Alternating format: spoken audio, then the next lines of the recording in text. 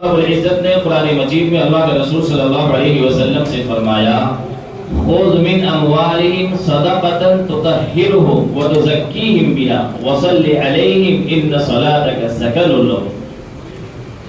پہلے زکوٰۃ کا معنی سمجھ لیجئے۔ زکوٰۃ کا مطلب ہی ہے پاکیزگی، صفائی۔ زکوٰۃ کا مطلب ہوتا ہے پاکیزگی۔ زکوٰۃ کے ذریعے سے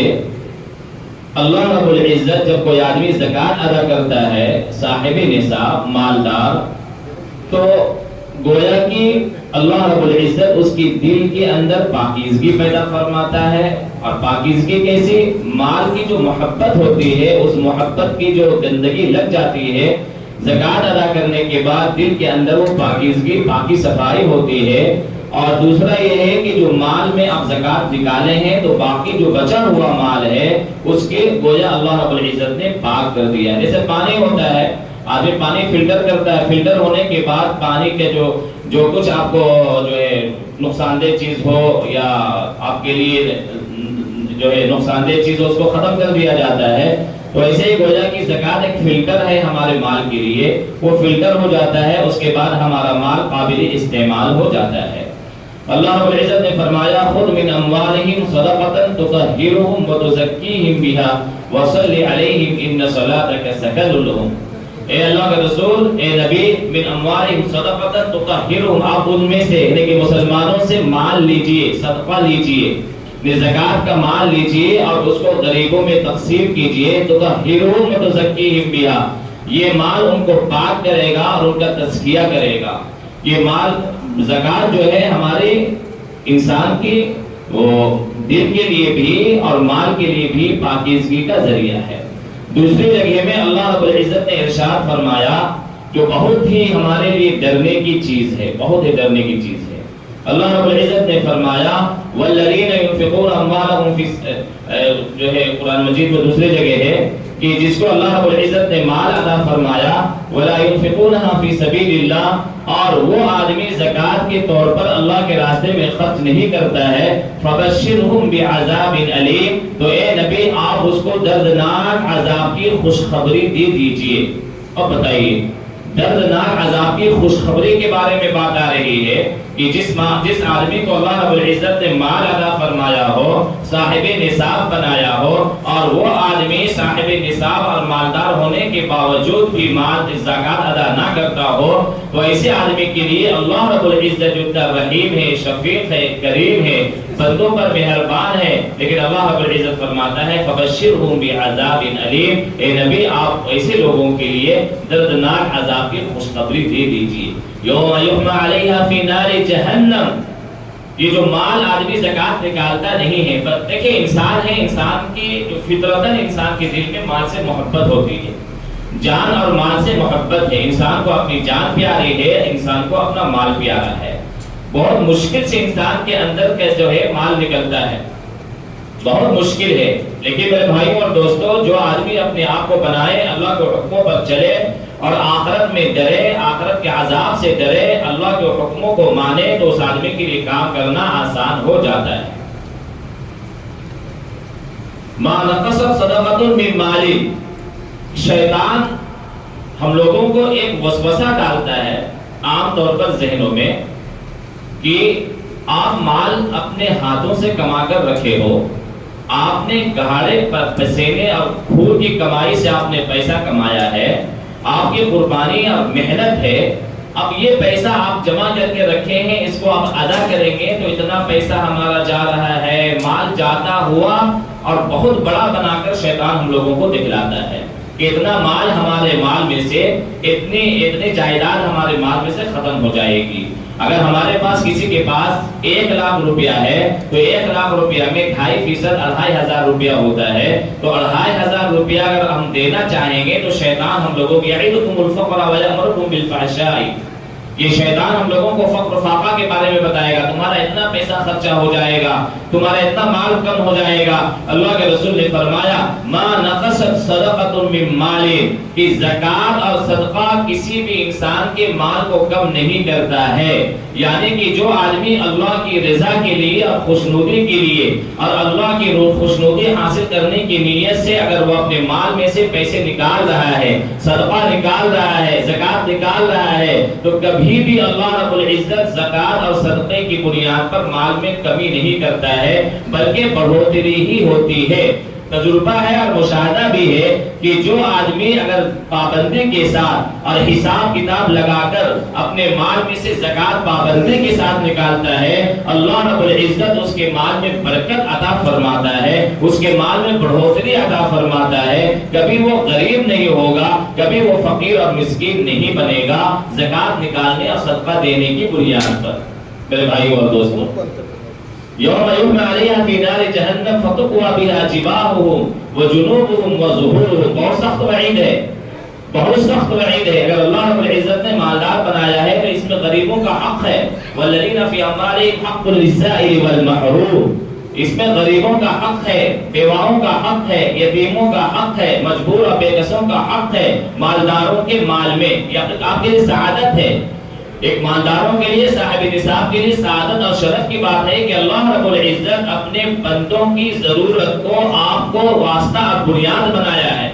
اپنے بندوں کی ضرورت کو پوری کرنے کے لیے آپ کو ایک واسطہ بنایا ہے، آپ کے مال کو بنیاد بنایا ہے۔ اللہ رب العزت آپ کو حصہ دلا رہا ہے۔ اگر اللہ چاہے تو اللہ تعالیٰ فقر و فاقہ ختم کر سکتا ہے، اللہ چاہے تو کسی انسان کو مالدار بنا سکتا ہے، اللہ چاہے تو کسی غریب کو کھانا کھلا سکتا ہے، اللہ سب کچھ کر سکتا ہے۔ لیکن میرے بھائیوں اور دوستوں، اللہ نے آپ کو واسطہ بنایا اور کہا کہ تمہارے مال میں حق ہے سائل اور محروم بے کسوں کے لیے، گویا کہ اللہ رب العزت آپ کے ذریعے سے ان محروموں کی محرومی دور کرنے کا ایک ذریعہ بنا رہا ہے، آپ کو ذریعہ بنا رہا۔ بڑی سعادت کی بات ہے۔ یوم یحمى علیہا فی نار جہنم، ہم میں سے بعض حضرات سوچتے ہوں گے میرے بھائیوں اور دوستوں، شیطان وسوسہ ڈالتا ہوگا، ہم میں سے کیا ہوتا ہے، بعض حضرات مال ہے چلو تھوڑا بہت دے دیتے ہیں، تھوڑا بہت نہیں میرے بھائیوں اور دوستوں، آپ اس کا حساب لگائیے۔ عبادت ہے، عبادت، یہ زکوٰۃ ایک عبادت ہے، کوئی رسم و رواج کو روایت نہیں ہے، کوئی ٹیکس نہیں، عبادت ہے۔ جیسے نماز ایک عبادت ہے، روزہ عبادت ہے، حج عبادت ہے، ایسے زکوٰۃ عبادت ہے۔ عبادت کو عبادت کے طریقے سے کرنا چاہیے، عبادت کو آپ عبادت کے طریقے سے کیجئے، ورنہ پھر اللہ کے رسول صلی اللہ علیہ وسلم نے جو وعیدیں ارشاد فرمائی ہیں بہت سخت وعیدیں ہیں۔ قرآن مجید میں یوم یحمى علیہا فی نار جہنم فتقوی بہا جباہہم وجنوبہم وظہورہم، کہ جو آدمی اپنے مال کو صاحب نصاب ہونے کے باوجود اگر وہ زکوٰۃ نہ نکالے تو اس مال کو کل قیامت کے دن جہنم میں اس کو تپایا جائے گا، گرم کیا جائے گا، جیسے لوہے کو گرم کیا جاتا ہے، اور گرم کرنے کے بعد اس انسان کو، صاحب نصاب کو، جو مالدار تھا جس نے زکوٰۃ ادا نہیں کی تھی، اس کے پہلو میں، اس کے پیشانی میں، اس کے پیٹھ میں داغا جائے گا۔ اندازہ کیجئے کتنا سخت معاملہ ہوگا۔ فتقوی جباہہم وجنوبہم وظہورہم ھذا ما کنزتم لانفسکم فذوقوا ما کنتم تکنزون۔ بندہ پوچھے گا، یا اللہ یہ کیوں ہم کو داغا جا رہا ہے، میرے ساتھ ایسا کیوں کیا جا رہا ہے، مجھے عذاب کیوں دیا جا رہا ہے؟ تو ندا آئے گی، اللہ رب العزت فرمائے گا ھذا ما کنزتم لانفسکم، کہ تم نے جو خزانہ جمع کر کے رکھا تھا، تم نے اپنی جائیداد کو ضبط کر کے رکھا تھا، تم نے اس کو جمع کر کے رکھا تھا، وہی تو تمہارا آج خزانہ ہے، لو مزہ چکھو، فذوقوا ما کنتم تکنزون، مزہ چکھو، تم جس کے لیے جمع کیے تھے مزہ چکھو آج میرے بھائیوں اور دوستوں۔ اس لیے اگر زکوٰۃ صاحب نصاب ہے اور حساب کتاب لگائیے اور اس میں سے آپ زکوٰۃ ادا کیجئے، زکوٰۃ میں دنیاوی فائدہ بھی، اور یاد رکھیے اللہ رب العزت نے جو بھی حکم دیا ہے ہم لوگوں کو، اس حکم میں آخرت کے فائدے کے ساتھ دنیا کا بھی فائدہ چھپا ہوا ہے۔ ہم روزہ رکھ رہے ہیں نا، تو روزہ تو آخرت کے لیے ہے، وہ تو آخرت میں اللہ رب العزت جو اجر دے گا وہ بالکل کوئی انسان تو جانتے ہی نہیں کتنا اجر ہے، لیکن دنیا کا بھی فائدہ اس میں ہے۔ میڈیکل سائنس اور طبی جو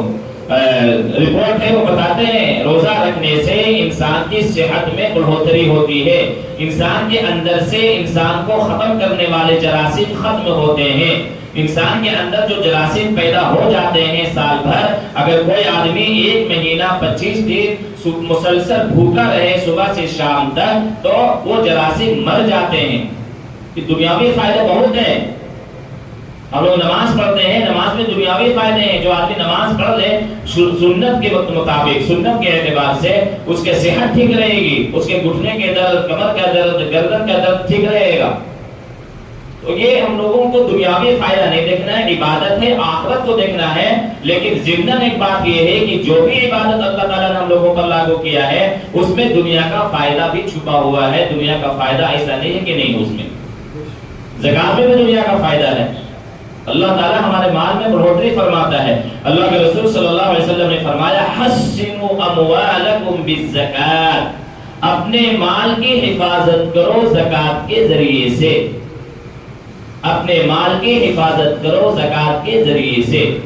بسا اوقات ایک آدمی پابندی سے زکات نکالتا ہے، اس کے گھر میں سونے چاندی ہے تو کبھی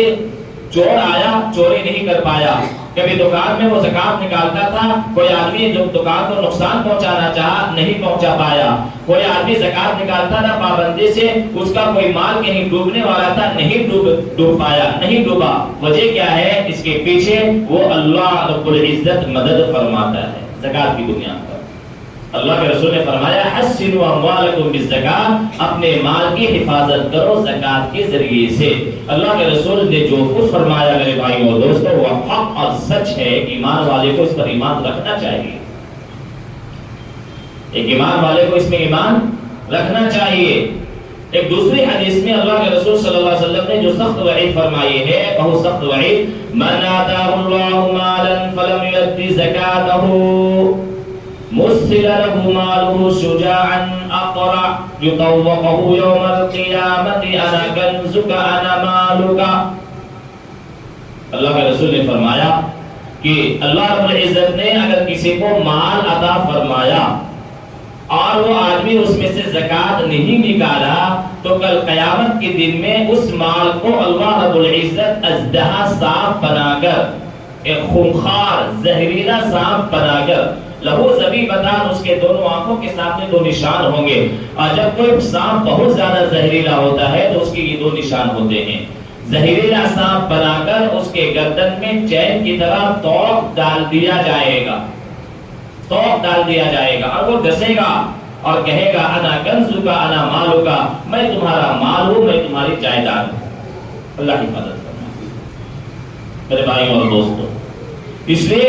ہم لوگ اللہ رب العزت نے ہمیں مال عطا فرمایا ہے، سال میں 1 مرتبہ زکات نکالیے، اور زکات نکالنے میں ذرہ برابر بھی دل میں یہ وہم و گمان نہیں ہونا چاہیے کہ میرا مال کم ہو جا رہا ہے۔ مال ظاہری اعتبار سے دکھ رہا ہے کہ ہم 1 لاکھ روپیہ میں 2500 روپیہ نکال رہے ہیں، لیکن باطنی اعتبار سے اللہ رب العزت اس میں برکت دے گا، اور اللہ جو برکت دے گا ہم لوگ سوچ بھی نہیں سکتے ہیں، تصور بھی نہیں کر سکتے ہیں کیسے برکت دے گا۔ اب زکات دینا کس کو ہے؟